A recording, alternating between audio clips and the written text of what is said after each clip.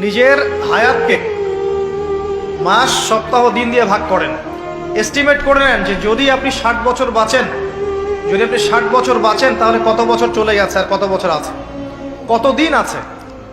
এই দিনগুলো কিভাবে কাটালে আপনি সেই কাঙ্ক্ষিত লক্ষ্যে পৌঁছাতে পারবেন, এটা হিসাব করেন, নিজেকে চিন্তা করেন।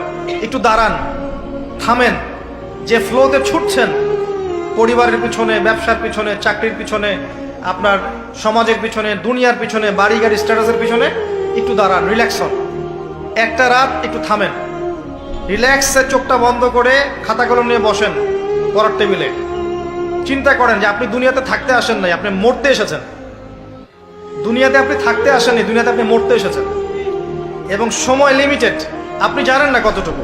ধরে নিলাম 60 বছর, আপনার 30 চলে গেছে, বাকি 30 পড়ে আছে। এই বাকি 30-এর শেষ 10 বা 5 আপনি আমল করতে পারবেন না চাইলেও। যে স্পিড এখন করতে পারছেন ওই স্পিডে পারবেন না, পসিবল না। এখন আপনার হাতে 20-25, এটাকে দিন দিয়ে ভাগ করেন। এখন দেখেন বিগত যে সময়টা পার করে এসেছেন, এই সময়ের মধ্যে কতটা রোজা রাখেন নাই, কত ওয়াক্ত নামাজ পড়েন নাই, কতবার জেনা করেছেন, কতবার সুদ খেয়েছেন, কতটা মানুষের হক নষ্ট করেছেন, কতটা দুর্নীতি করেছেন, কতবার মাদক খেয়েছেন, কতবার মেয়ের সাথে বারে ড্যান্স করেছেন, কতটা গার্লফ্রেন্ড চেঞ্জ করেছেন। আপনি হিসেব করেন, আমল নামা হিসেব করেন। আপনার আমল নামা নিজে হিসেব করেন।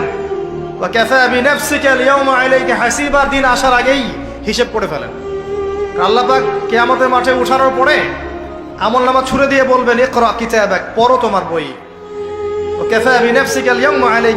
আজকে তুমি তোমার হিসাব নেওয়ার জন্য যথেষ্ট। সময়, এই সময়টুকু মূল্যায়ন করেন।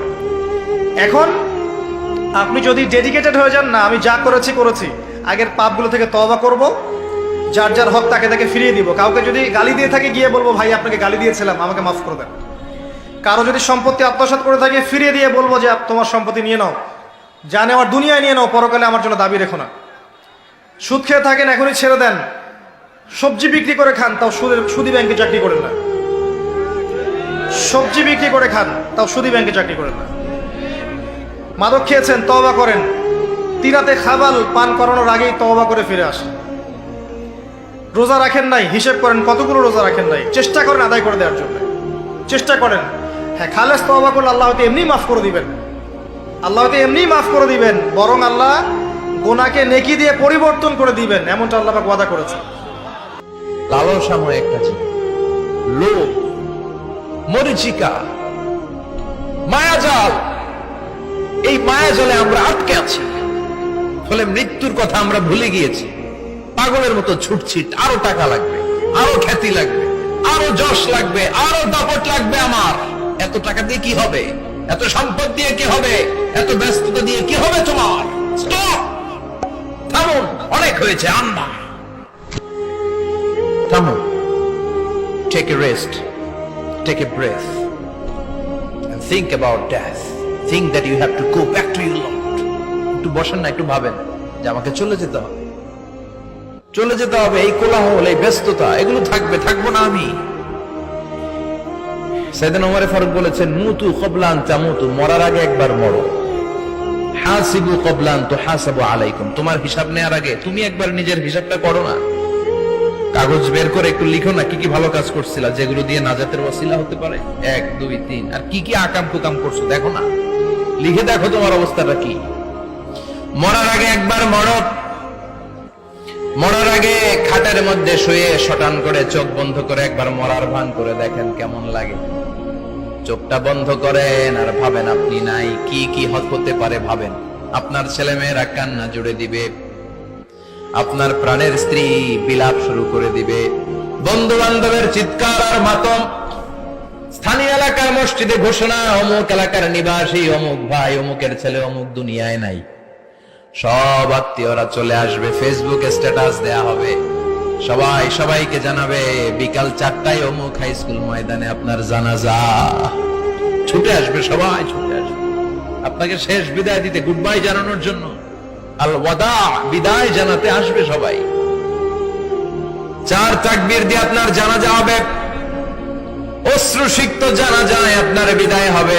কাঠের খাটিয়ার মধ্যে করে কাঁধে তুলে আপনার কবরে নেওয়া হবে, আগে থেকে খুঁড়ে রাখা কবরটার মধ্যে আপনারে বিছিয়ে দেয়া হবে। বাঁশের কচি দিয়ে তার উপরে মাটির চাপা দিয়ে সব চলে যাবে। ভাবেন না একবার চোখ বন্ধ করে, this is the circle of life, this is the nature of life. এটা সবার হবে, আমার হবে, আপনার হবে।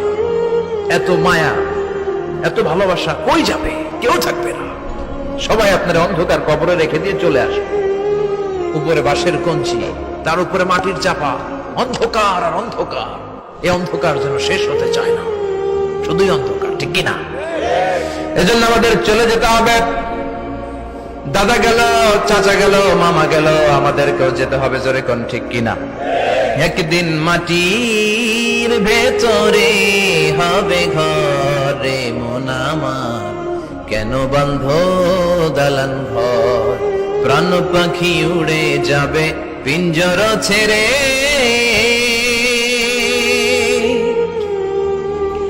ধরা ধামে সবই রবে, তুমি যাবে চলে। বন্ধু বান্ধব যত, মাতা পিতা যারা সুত, সবই হবে তোমার পরে। মন আমার কেন বান্ধ দালান ঘর? একদিন মাটির ভেতরে হবে ঘরে মন আমার, কেন বান্ধ দালান ঘর? ঠিক কিনা?